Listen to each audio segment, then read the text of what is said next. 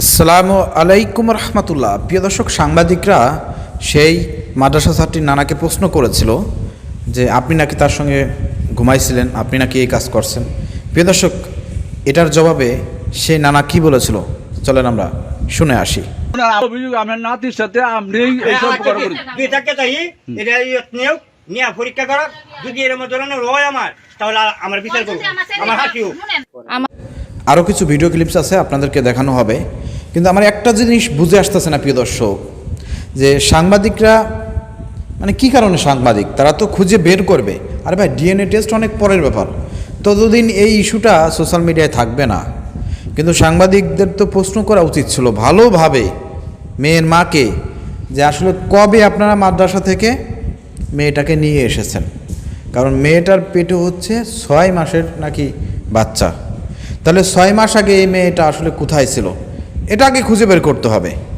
প্রিয় দর্শক, এই প্রশ্নগুলো এখানে যদি একটু সুন্দরভাবে, যদি সিস্টেমেটিকভাবে সাংবাদিকরা যদি ওই পরিবারকে প্রশ্ন করে, তাহলে পরিবার সত্য বলতেছে না মিথ্যা বলতেছে, অথবা সেই মেয়েকে যদি জিরা করা হয়, প্রিয় দর্শক, সত্য না মিথ্যা বলতেছে, প্রিয় দর্শক, সেটা কিন্তু সাংবাদিকরা প্রশ্নের মাধ্যমে কিন্তু বের করে আনতে পারে।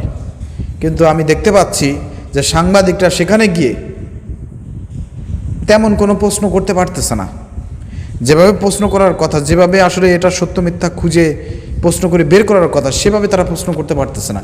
এটা হলো আমার দুঃখ। প্রিয় দর্শক, চলেন আমরা মায়ের মুখ থেকেই শুনে আসি যে ওই মাদ্রাসা থেকে মেয়েটি কত মাস আগে তার কাছে এসেছিল এবং তার কাছে কতদিন ছিল, আর নানার কাছে কতদিন ছিল। চলেন মেয়ের মুখ থেকে শুনে আসি। কিন্তু 4 মাসের জন্য আমার কাছে গেছেন গিয়া, কিন্তু 4 মাস পরে আমি আবার বাড়িতে আসলাম আমার মেয়েরে নিয়েই। পরীক্ষার মধ্যে ধরা পড়লো বলে 6 মাসের প্রেগনেন্ট।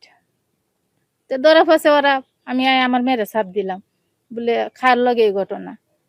তো আমার মেয়ে কইলো, মানে অনেক কিছু পরে বলার পরে হে কইলো আমারে বলে হুজুরের লগে। প্রিয় দর্শক, আপনারা মেয়ের মার কাছ থেকে শুনলে 4 মাসের জন্য নাকি এই মেয়েটি নাকি তার মায়ের সঙ্গে সিলেটে ছিল। 4 মাস পরে নাকি সে বাড়িতে আইছে। প্রিয় দর্শক, নানা বলতেছে 1.5 মাস পরে এসেছে। 1.5 মাস ছিল। এখানে কিন্তু এই যে উল্টোপাল্টা কথা হচ্ছে, মা এক কথা বলতেছে, নানা আর এক কথা বলতেছে। চলেন নানার মুখ থেকে শুনে আসি কতদিন ছিল। আমার সাথে বড় সংসারের মাধ্যমে কাটাকাটি লই আর কি, ঝগড়া লাগে তার মায়ের ঋণ থেকে নেওয়ার পরে 1.5 মাস পরে আবার হে লই আইছি। 1.5 মাস পরে? হ্যাঁ। এই যে আমার কোথায় নিয়ে গেছিল তার বাড়ি? সিলেট। তখন আমার প্রিয় দর্শক, আপনারা শুনলেন, এখানে নানা বলতেছে যে মেয়েটা মার কাছে ছিল, 1.5 মাস পরে বাড়িতে এসেছে। আর মা বলতেছে 4 মাস ছিল, 4 মাস পরে আমি বাড়িতে এসেছি। কারটা সঠিক বলেন তো? এখানে সাংবাদিকদের ভালো করে এই বিষয়গুলো, এই গরমিল এগুলো নিয়ে ভালোভাবে প্রশ্ন করা দরকার ছিল, তাহলে কিন্তু সত্যটা বেরিয়ে আসতো। ডিএনএ টেস্ট অনেক পরের ব্যাপার ভাই, এটা হবে, কবে হবে না হবে এটার কোনো নাই, ততদিন এই ইস্যু থাকবে না। কিন্তু আমি যেটা বলতে চাচ্ছিলাম প্রিয় দর্শক, খুব সহজেই হিসাব নিকাশটা বের করে ফেলানো যাইতো। ঠিক আছে প্রিয় দর্শক, মাদ্রাসা হুজুর সে কিন্তু পলায়ন করেছে।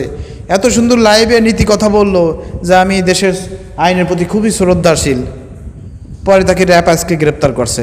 দেখছেন না, সে মোবাইল সঙ্গে ছিল না, সে কোথায় গিয়ে পালাতক ছিল, তারপরে র্যাব খুঁজে তাকে বের করছে। তা আপনি আইনের প্রতি এত শ্রদ্ধাশীল, আপনি পলায়ন করছেন কেন? আপনি তো আপনার মাদ্রাসায় থাকার কথা, আপনি যদি অপরাধ না করেন আপনার মাদ্রাসায় থাকার কথা, পুলিশ এসে আপনাকে ধরে নিয়ে যাইতো। আপনি বীরত্বর পরিচয় দিচ্ছেন, আপনার কারণে তো আজকে সারা বাংলাদেশের হুজুরদের মাথা আজকে হেড হয়ে গেছে, মাথা আজকে নত হয়ে গেছে তাদের। আপনি যখন লাইভে বক্তব্য দিয়েছিলেন, নিজেকে নির্দোষ দাবি করছিলেন, তখন সারা বাংলাদেশের হুজুরা কিন্তু বিশ্বাস করেছিল আপনাকে এবং বলেছিল যে না সাব্বাস, হুজুর ঠিক বলেছে, খালি একজনকে দোষ দেওয়া ঠিক না, ডিএনএ টেস্ট করা হোক। সবাই আপনার পক্ষে বক্তব্য দিয়েছিল। কিন্তু আজকে যখন আপনাকে গ্রেপ্তার করা হয়েছে, আপনি পলাতক অবস্থায় ছিলেন, এই বিষয়টা যখন সংবাদে ছড়িয়ে পড়েছে, তখন কিন্তু অনেকের মাথা নিচু হয়ে গেছে, অনেকেই কিন্তু অপমানিত হচ্ছে হুজুররা। তো এভাবে তো এটা করা উচিত হয় না। আপনি যদি অপরাধ না করেন, তাহলে আপনি আপনার প্রতিষ্ঠানে থাকতেন, প্রতিষ্ঠান বন্ধ করে আপনি চলে গেছেন পলাতক থাকার কোনো সুযোগ আছে বর্তমান যুগে? হ্যাঁ 50 হাত মাটির তলে থাকলেও তো আপনাকে খুঁজে বের করবে র্যাব, সেই টেকনোলজি আছে, তার সুযোগ নাই। অর্থাৎ আপনি পালায়ন করে কিন্তু হুজুরদের ইমেজ নষ্ট করেছেন। তো যাই হোক প্রিয় দর্শক, এখন ডিএনএ টেস্ট করা হোক, ডিএনএ টেস্টের মাধ্যমে অথবা এই যে তদন্ত অথবা আপনার প্রিয় দর্শক যে রিমান্ড দিয়ে হবে, রিমান্ডে আশা করি যে সব কিছু বের হয়ে আসবে। মেয়েটিকেও জেরা করা হোক, ওই লোকটাকেও জেরা করা হোক, নানাকেও জেরা করা হোক, সৎ বাবাকেও জেরা করা হোক, মোটামোটা কাঁচা কিনারে যারা আছে সবাইকে জেরা করে বের মানে এই করলে পারে বের হয়ে আসবে প্রিয় দর্শক, আমি যেটা মনে করি। আর মূলত আমি যেটা বলতে চেয়েছিলাম প্রিয় দর্শক, আসলে এই যে কত মাস আগে মেয়েটা মাদ্রাসা থেকে বের হয়েছে, কত মাস আগে একবারে মাদ্রাসা থেকে সে চলে এসেছে, এটা এই এই এই মাঝখানে কত মাস, বাচ্চা তো পেটে 6 মাস, মাঝখানে কয় মাস গ্যাপ হয়েছে, কয় মাস মাদ্রাসায় যায় না, এটা বের করতে পারলে সহজ হইতো যে আসলে হুজুর এই কাজ করছে কিনা। মা বলছে যে 4 মাস আমার কাছে ছিল, 4 মাস থাকার আগে কি মেয়েটা মাদ্রাসা থেকে এসে নানার কাছে ছিল কিনা? নানার কাছে যদি 2 মাস থাকে আর মার কাছে 4 মাস 6 মাস, তাহলে কিন্তু নানা এই কাম ঘটাইলে ঘটাইতে পারে, সন্দেহের তীর কিন্তু তার দিকে যাবে। আর যদি দেখা যায় যে না মেয়েটা আসলে কেবলমাত্র 4 মাস আইছে বাড়িতে, মার কাছে ছিল 4 মাসে, এখন তার পেটে 6 মাসের বাচ্চা, তার মানে 6 মাসের বাচ্চা যদি 4 মাস সে চলে আসে, তাহলে মাদ্রাসা থেকে অঘটন ঘটেছে এবং এই কামটা মাদ্রাসায় কেউ করেছে, হুজুরি করেছে। এটা সাধারণ জ্ঞানে আমরা বুঝতে পারবো আর কি, কিন্তু এই বিষয়গুলো নিয়ে তদন্ত করা হচ্ছে না। এটা আমি বারবার বলতেছি, আপনারা ভিডিওগুলো শেয়ার করতেছে না, কেউ জানতেছে না, কেউ প্রশ্ন করতেছে না, সাংবাদিকরাও বুঝতেছে না, যাচ্ছে বক্তব্য নিচ্ছে, ভিডিও ছাড়তেছে, কিন্তু মনের মতন করে যেভাবে প্রশ্ন করার কথা সেই জিনিসটাগুলো আমরা পাচ্ছি না। আশা করি বুঝতে পেরেছেন। ধন্যবাদ। ভালো লাগলে ভিডিও শেয়ার করে দেন।